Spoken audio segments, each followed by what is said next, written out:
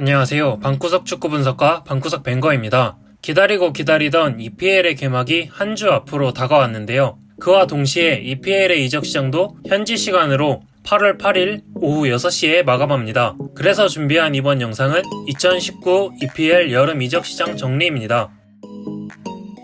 1편에서 다룰 10팀은 지난 시즌 중에 감독이 교체된 팀들과 지난 시즌이 끝나고 감독이 바뀐 6팀, 그리고 중위권에서 치열하게 경쟁했던 4팀을 다뤄보도록 하겠습니다. 지난 시즌에 부임해서 유로파리그 우승과 리그 3위를 기록하며 첼시를 챔스로 복귀시킨 사리 감독과의 계약을 해지하고 지난 시즌 더비에서 감독 생활을 시작한 첼시의 레전드 램파드 감독을 선임한 첼시인데요.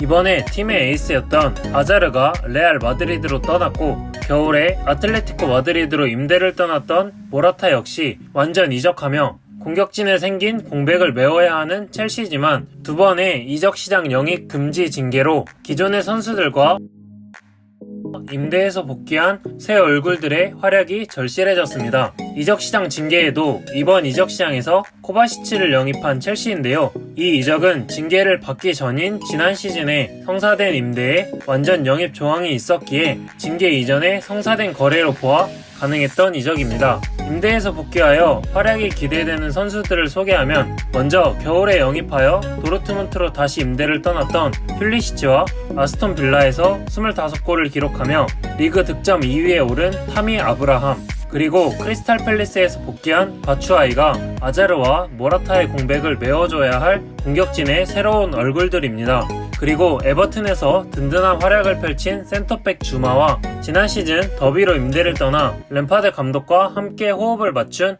미드필더 마운트의 활약이 기대되는 램파드 감독의 첼시입니다. 지난 시즌 중에 무리뉴 감독이 경질되고 솔샤르 감독이 부임하여 중간에 8연승을 달리며 6위로 시즌을 마무리한 맨유인데요. 지금까지 2명의 선수를 영입했습니다. 지난 시즌 처참했던 오른쪽 풀백을 보강하기 위해 수비의 강점을 가지는 풀백 완 비사카를 크리스탈 팰리스에서 영입했습니다. 완 비사카는 빠른 공수 전환과 뛰어난 수비력으로 맨유 수비진에 안정감을 제공하여 이 안정감을 바탕으로 더욱 공격적인 축구가 가능하도록 만들어줄 영입입니다. 게다가 프리시즌 동안에는 준수한 공격력까지 선보이며 새로운 시즌을 기대하게 만들었습니다.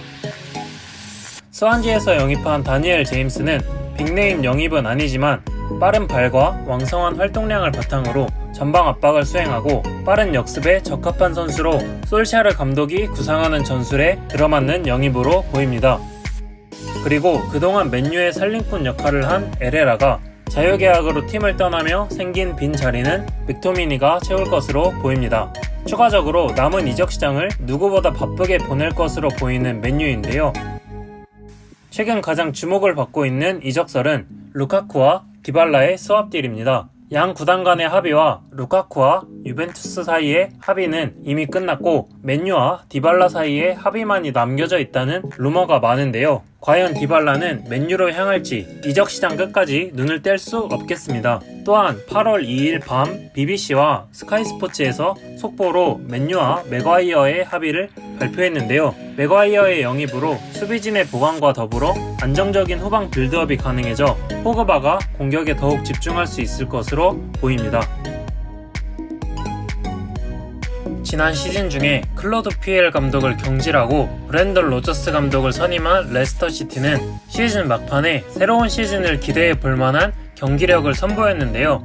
이적 시장 행보 역시 활발합니다. 지난 겨울에 임대 와서 최고의 활약을 펼친 틸레만스를 모나코에서 완전 영입하며 로저스 감독이 보여준 4-3-3 전술에서 중원의 마지막 퍼즐을 완성했습니다. 공격진에서는 바디에게 치중된 득점 분포를 분산해줄 측면 공격수의 영입이 필요했는데요. 지난 시즌 뉴캐슬 최다 득점자 아요세 페레즈를 영입하며 결정력을 강화한 레스터시티입니다. FA로 팀을 떠나는 데니 심슨을 대신하여 양 풀백을 모두 소화할 수 있는 제임스 저스틴을 루튼타운에서 영입했는데요. 지난 시즌 리그 1 베스트 11에 들 정도로 잠재력을 가진 선수로 양 풀백의 서브로 주로 출장할 것으로 보입니다. 맥과이어의 이적으로 생기는 빈자리는 브라이튼의 루이스 덩크, 본머스의 나단 아케, 그리고 벌리의 타코우스키 중 한 명의 영입으로 메운다는 루머가 있는데요. 맥과이어의 이적료가 상당한 만큼 레스터 역시도 많은 돈을 지불해야 영입이 가능할 것으로 보입니다. 베니테즈 감독이 약 3년간의 뉴캐슬 생활을 마치고 달인 입항에 지휘봉을 잡았는데요. 2부 리그 셰필드 웬즈데이의 감독이었던 승격 전문가 스티브 브루스 감독과 함께 시즌을 준비한 뉴캐슬입니다. 지난 시즌 팀 내 최다 득점자 아요세 페레스의 레스터 이적과 최다 득점 2위 살로몬 론돈의 임대 복귀, 거기에 원톱 자원 호셀로까지 판매하며 공격진의 보강이 필수였던 뉴캐슬이었는데요. 호펜하임에서 조엘링턴을 클럽 레코드를 경신하며 영입했습니다. 조엘링턴은 활동량이 많고 공중볼 경합에도 능한 선수인데요. 지금까지 보여준 활약에 비해 너무 높은 이적료를 지불했다는 오버페이 논란이 있지만 프리시즌에서 다재다능한 모습을 보여주었고, 리버풀이 호펜하임에서 피르미노를 영입한 모습이 겹쳐 보이는 영입으로 이번 시즌 주목해봐야 할 선수 중 한 명이라고 생각합니다. 또한 공격진의 보강을 위해 니스에서 알랑 생 막시맹을 영입했는데요. 드리블이 뛰어난 윙어로 페레즈의 공백을 메우고자 한 영입으로 9번과 10번을 함께 영입한 뉴캐슬입니다. 지난 시즌 왼쪽 윙백으로 출전한 멜 리치의 부상으로 프랑크푸르트에서 제트로 빌럼스를 1년 임대한 뉴캐슬입니다.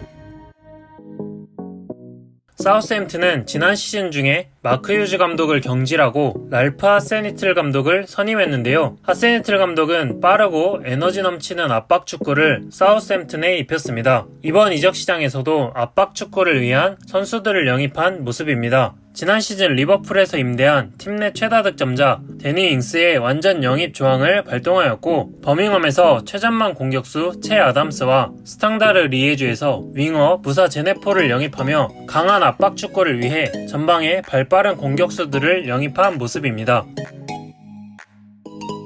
팀의 EPL로의 승격과 EPL에서의 잔류를 이끈 크리스 휴튼 감독과의 작별을 고하고 지난 시즌 스완지 시티를 이끌었던 그레이엄 포터 감독을 선임한 브라이튼입니다.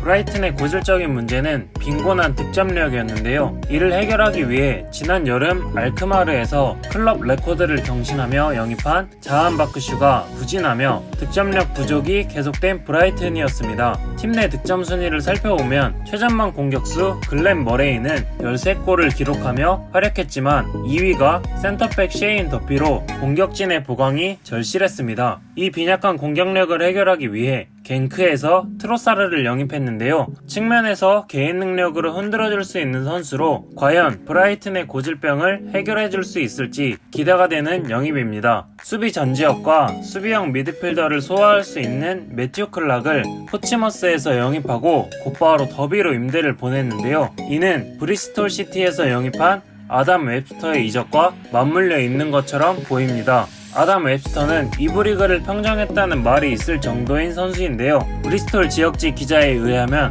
이 이적은 챔피언십 판매 레코드라고 합니다. 과연 아담 웹스터의 이적이 루이스 덩크의 레스터 이적을 암시하는지 아니면 포터 감독이 언급한 3백의 사용을 위한 영입인지 이적 시장 마지막까지 주목해야 하는 브라이튼입니다.